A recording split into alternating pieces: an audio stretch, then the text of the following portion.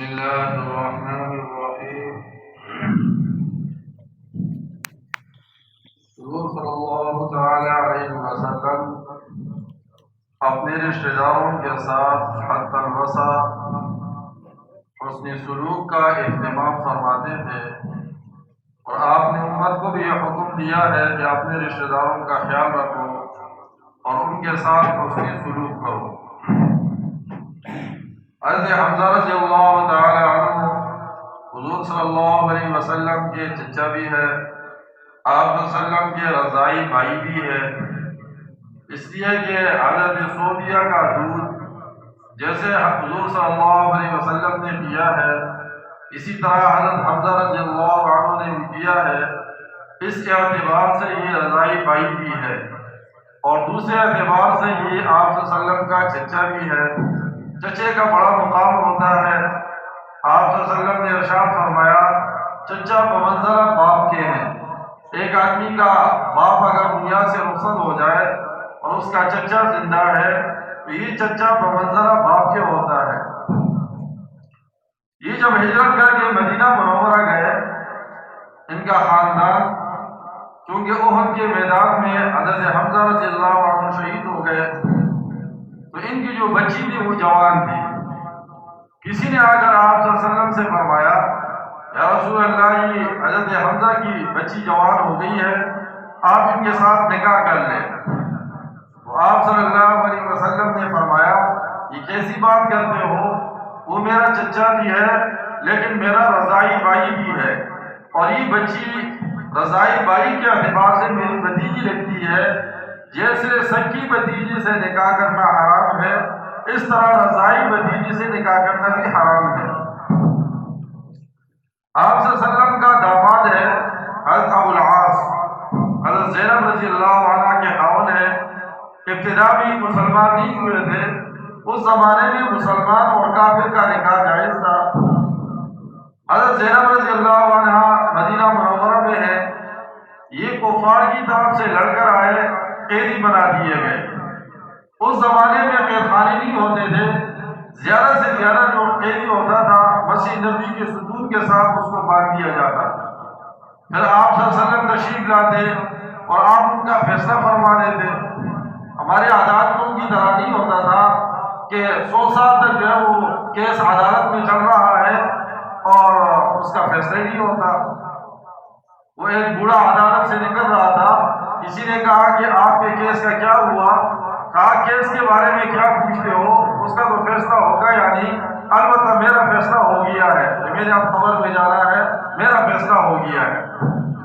اس سے یہاں کے عدالتوں میں انصاف نہیں ملتا، یہاں کے وکیل بھی بک جاتے ہیں۔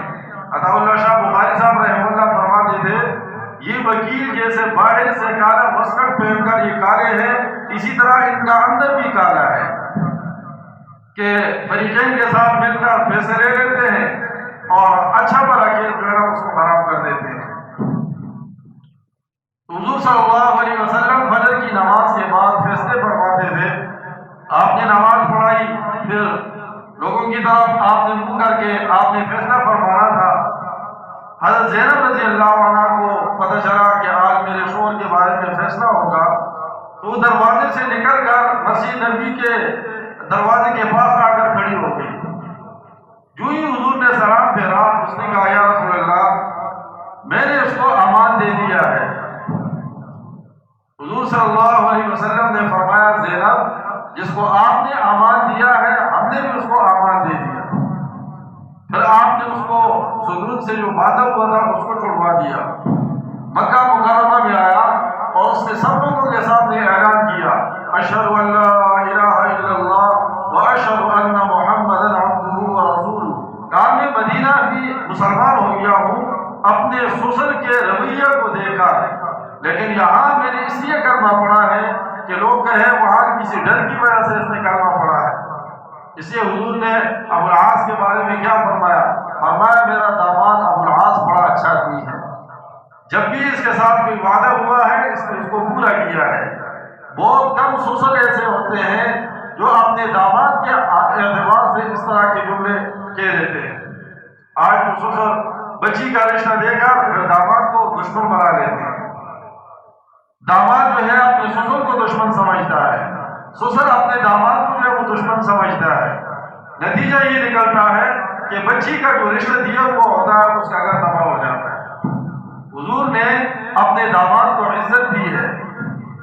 آپ کے پاس دوسرا داماد حضرت علی رضی اللہ عنہ تشریف لاتے تھے، حضرت فاطمہ رضی اللہ عنہ آپ کی بچی ان کے نکاح میں تھی، آپ ان کے استقبال کے لیے کھڑے ہوتے تھے۔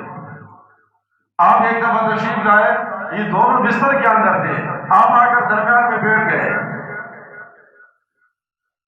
تو آپ ان کا استقبال فرماتے تھے۔ اس لیے یہاں سے محدثین فرماتے ہیں داماد کی عزت کرنا اور اس کا استقبال کرنا یہ سنت ہے، اس لیے کہ آپ نے اپنے کندھے کی بوجھ کو اٹھا کر اپنے داماد کے کندھے کے اوپر ڈال دیا۔ ظاہر آپ کی بچی ہے، اس کی عزت کا آپ خیال رکھتے، لیکن جب وہ رخصت ہو گئی ہے تو آپ نے اپنا وہ معاملہ اس کے حوالے کر دیا۔ آپ صلی اللہ علیہ وسلم کا تیسرا داماد حضرت عثمان رضی اللہ عنہ، بدر کے معرکے میں لوگ جا رہے تھے، حضور صلی اللہ علیہ وسلم کی بیٹی کی نکاح میں تھی، حضرت رقیہ بیمار پڑی تھی، دیکھ بھال کے لیے کوئی نہیں تھا۔ حضرت عثمان رضی اللہ عنہ نے فرمایا یا رسول اللہ مجھے اجازت دو میں بھی بدر کے معرکے میں جاؤں۔ آپ نے فرمایا نہیں، حضرت رقیہ کو پانی دینے کے لیے کوئی نہیں ہے، آپ یہاں بیٹھ کر ان کی خدمت کریں، جو اجر بدر میں جانے والوں کو ملے گا وہی اجر اللہ آپ کو یہاں بھی عطا فرما دیں گے۔ تو آپ نے اسے داماد کا بھی جو ہے وہ خیال کیا۔ پھر آپ صلی اللہ علیہ وسلم جب بدر کے معرکے سے آئے، حضرت رقیہ کا انتقال ہو گیا تھا، آپ نے حضرت ام کلثوم نکاح میں دے دی، ان کا بھی انتقال ہوا۔ آپ نے فرمایا اگر میرے یکے بعد دیگر 100 بیٹیاں بھی ہوتی میں حضرت عثمان کی نکاح میں دے دیتا، اتنا اچھا داماد ہے ہمارا۔ تو رشتہ داری کا آپ نے خیال رکھا ہے۔ کفار نے شعر و شاعری میں آپ کے خلاف باتیں کی، آپ نے فرمایا کون میری طرف سے جواب دے گا؟ حضرت حسان کھڑے ہو گئے اور عبداللہ بن رواحہ رضی اللہ عنہ کھڑے ہوئے۔ حضرت حسان نے کہا یا رسول اللہ میں ان کو چیر پھاڑ کر رکھ دوں گا، آپ نے ان قریشیوں کو چیر پھاڑ کر رکھ دوں گا۔ تو آپ صلی اللہ علیہ وسلم نے فرمایا حسان میں بھی تو قریشی ہوں۔ آپ نے فرمایا یا رسول اللہ میں آپ کو اس طرح نکال دوں گا قریشیوں میں سے جیسے آٹے میں سے بال کو نکالا جاتا ہے۔ آپ نے فرمایا اچھا پھر میرے نسب کے بارے میں ابوبکر سے پوچھو کہ ایسا نہ ہو کہ میرے رشتہ داروں کے حوالے سے کوئی نازیبا لفظ آپ کی زبان سے نکل۔ تو ان ساری باتوں کا خلاصہ کیا ہے کہ آپ صلی اللہ علیہ وسلم نے اپنے رشتہ داروں کا خیال رکھا ہے، اور آپ نے امت کو بھی ترغیب دی ہے کہ اپنے رشتہ داروں کے ساتھ دشمنیوں کی بجائے اپنے رشتہ داروں کا خیال رکھو۔ آپ کو پتا ہو یہ میرا ماموں ہے، یہ میرا چچا ہے، یہ میرا بھتیجا ہے۔ اس لیے آپ نے فرمایا نسب کے بارے میں ابوبکر سب سے زیادہ علم رکھتا ہے، اس سے نسبوں کے بارے میں علم حاصل کرو۔ اب چچا بھائی گھر میں آتا ہے، یہ باپ سے پوچھتا ہے یہ کون ہے، وہ کہتا ہے یہ آپ کے چچے کا بیٹا ہے۔ اچھا مجھے تو پتہ بھی نہیں ہے۔ تو جب پتہ نہیں ہوگا تو آپ رشتہ دار کے ساتھ اس کی سلوک کیا کریں گے؟ اس لیے بھائی یہ دنیا کی چیز عارضی ہے کہ چچا نے 2 منزلہ مکان بنا دیا ہے، میرا 1 منزل مکان ہے، چلو اس کے ساتھ دشمنی شروع کرو، اس کی قسمت میں وہی ہوگا۔ بھائی کو اللہ نے زیادہ دیا ہے، دوسرا بھائی غریب ہے، اب یہ اس کے ساتھ دشمنی کرنے لگ گیا۔ تو رشتہ داروں کے بڑے حقوق ہیں، رشتہ داروں کے ساتھ اچھا معاملہ کرو۔ سلمن قطع، حضور نے فرمایا جو آپ کے ساتھ توڑے آپ اس کے ساتھ جوڑو۔ واعف عمن ظلمک، جو آپ پر ظلم کرے آپ اس سے درگزر کرو۔ واحسن الی من اساء الیک، جو آپ کے ساتھ برائی کرے آپ اس کے ساتھ اچھائی کرو۔ ذرا اس حدیث پر عمل کرتے ہوئے دیکھو، پھر دیکھو آپ کے رشتہ داروں کے دلوں میں آپ کی عزت کتنی آتی ہے، ہر بندہ آپ کی قدر کرے گا، ہر بندے کو آپ عزت دو آپ کو عزت ملے گی۔ اس لیے آپ صلی اللہ علیہ وسلم نے روایت میں ارشاد فرمایا کسی کو عزت دو گے تو آپ کو عزت ملے گی۔ بڑا چھوٹے کو عزت دے رہا ہے، پھر دیکھو چھوٹا بھی بڑے کو عزت دے گا۔